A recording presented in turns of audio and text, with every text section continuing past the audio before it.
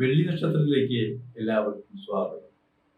ചാഞ്ഞു കിടക്കുന്ന മരത്തിൽ ഓടിക്കേറാവുന്ന പ്രയോഗം എന്ന പോലെയാണ് ഇപ്പൊ ചിലര്. മമ്മൂട്ടി ഒരു പാവമാണ്, ജെന്റിൽമാൻ ആണ് എന്ന് പറയുമ്പോൾ തന്നെ ഒരു കുനിഷ്ട് കാര്യങ്ങളാണ് ചെവി ചോദിക്കുന്നത്. മമ്മൂട്ടി നല്ല നടൻ തന്നെയാണത്.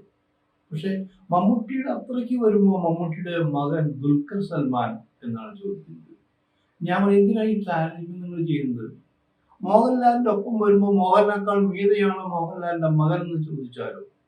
ഓരോരുത്തർക്കും ഓരോ കഴിവാണ്.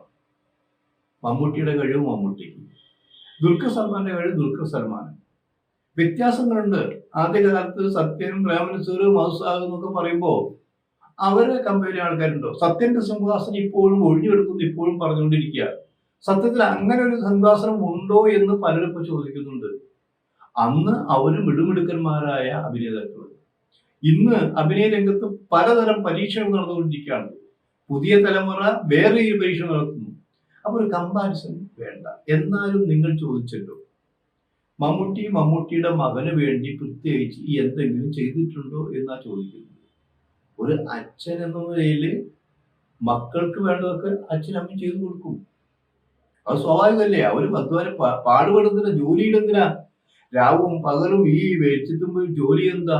കുടുംബം പുലർത്താൻ വേണ്ടിയിട്ടാണ്. ഭാര്യയെ നോക്കാൻ, മക്കളെ നോക്കാൻ, അവർ സുഖസൗകര്യങ്ങൾക്ക് വേണ്ടിയല്ലേ. സിനിമയിൽ വന്നു. സിനിമയിൽ ചുമ്മാ വന്നല്ല, MBA കഴിഞ്ഞിട്ട് ദുൽഖർ സിനിമയിൽ വന്നിട്ടുള്ളത്. നടനായി. ഇപ്പൊ ബഹുഭാഷയിൽ നടനല്ലേ.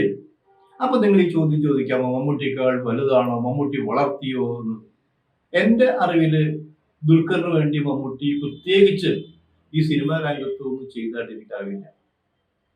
കാരണം അങ്ങനെ ആയിരുന്നെങ്കിൽ വേറെ എത്രയോ ചാൻസുകൾ ധാരാളം കിട്ടുമായിരുന്നു. അതുണ്ടായിട്ടില്ലോ. പലപ്പോഴും ഞങ്ങൾ തന്നെ പറഞ്ഞിട്ടുണ്ട്, മമ്മൂട്ടിയും മകനും എന്താണ് ഒരുമിച്ച് അഭിനയിക്കാത്തത്. അങ്ങനെയാണെങ്കിൽ കുറെ ഗുണം കിട്ടില്ലേ? അപ്പോൾ മമ്മൂട്ടി ഒഴിഞ്ഞു മാറി. ദുൽഖറിന്റെ ആഗ്രഹം ഉണ്ടായിരുന്നു, എനിക്കും എൻ്റെ ഫാദറിനും വേണ്ടി ഒരു സിനിമയിൽ ഒരുമിച്ച് ഒരു സീനിലെങ്കിലും അഭിനയിക്കണം പറഞ്ഞിരുന്നു. നടന്നില്ല. നടക്കില്ല എന്നുള്ളതല്ല, നടക്കും, നന്നായിട്ട് നടക്കും. അവര് നല്ല റോളിൽ അഭിനയിക്കുകയൊക്കെ ചെയ്യും. അത് നടക്കട്ടെ. പക്ഷെ ഈ ഒരു ആരോപണം ശരിയല്ല. ആരോപണത്തിൽ വേറൊരു കാര്യങ്ങൾ, എന്താ ഇപ്പൊ മലയാള സിനിമ ഇല്ലാത്തത്? തമിഴിലും തെലുങ്കിലും ഹിന്ദിയിലും ഒക്കെ അഭിനയിക്കുമ്പോൾ മലയാളത്തിൽ അഭിനയിക്കാൻ പറ്റും? ഒരു ഹിന്ദി പടം അഭിനയിക്കുമ്പോൾ എത്ര സമയമെടുക്കും? അപ്പൊ നിങ്ങൾ ചോദിക്കും, പ്രിയദർശൻ വളരെ ചുരുങ്ങിയ ദിവസം കൊണ്ടാണല്ലോ ഹിന്ദിയിൽ സിനിമ ചെയ്യുന്നത്. പ്രിയദർശന് വെറുതെ വിട്. പ്രിയദർശൻ നടനല്ല. പ്രിയദർശൻ എന്താ, അവിടെ ചെന്ന് സംവിധാനം ചെയ്തപ്പോ കുറച്ച് ദിവസം കൊണ്ട് പടങ്ങൾ അഭിനയിപ്പിച്ച് ഹിറ്റാക്കിയത് സത്യമാണ്. വേറെ ആർക്കും പറ്റിയിട്ടില്ല. വെറുതെ നമ്മൾ ആരോപണം പറയുമ്പോൾ ആ ആരോപണത്തിൽ എന്തെല്ലാം കഴിവുണ്ടോ എന്ന് നോക്കണം. ഇനിയിപ്പോ പറയാ, ദുൽഖറിന് വേണ്ടി മമ്മൂട്ടി വാദിച്ചാൽ എന്താ തെറ്റ്? മമ്മൂട്ടിയുടെ മകനല്ലേ ദുൽഖർ. ഒരു മകന്റെ വളർച്ചയ്ക്ക് വേണ്ടി അവരച്ഛനും അമ്മയൊക്കെ എന്തൊക്കെ ചെയ്യും? ഇതേ ചോദ്യം തന്നെ കുറ്റപ്പെടുത്തലുകളൊക്കെ സുകുമാരൻ മല്ലികയുടെ മക്കള് പൃഥ്വിരാജിന്റെ നേർക്ക് വന്നിരുന്നു. പൃഥ്വിരാജിന് ആദ്യം അഭിനയിക്കാൻ കഴിവില്ല എന്നാണ് ഞാൻ പറഞ്ഞിരുന്നത്. മല്ലികയുടെ കെയർ ഓഫിലാണ് അവൻ രക്ഷപ്പെട്ടതെന്ന് പറഞ്ഞിരിക്കുന്നത്. അതും അല്ല എന്ന് തെളിഞ്ഞില്ലേ?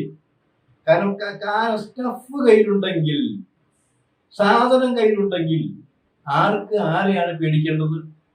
പൃഥ്വിരാജ് വെറും നടൻ മാത്രമാണോ? നിർമ്മാതാവ് മാത്രമാണോ?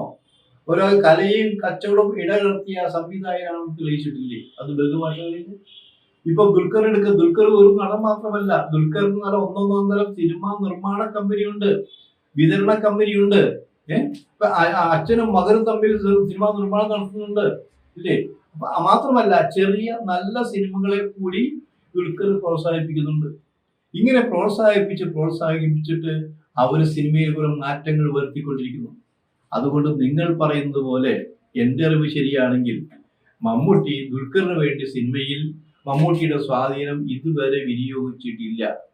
വിനിയോഗിക്കുമോ എന്ന് ചോദിച്ചാൽ അത് അവർ തീരുമാനിക്കേണ്ട കാര്യമാണ്. അത്തരം ഘട്ടത്തിൽ പോകാതെ ബുദ്ധിപരമായിട്ടാണ് ഇവരിപ്പോ കരുക്കൾ നീക്കിക്കൊണ്ടിരിക്കുന്നത്.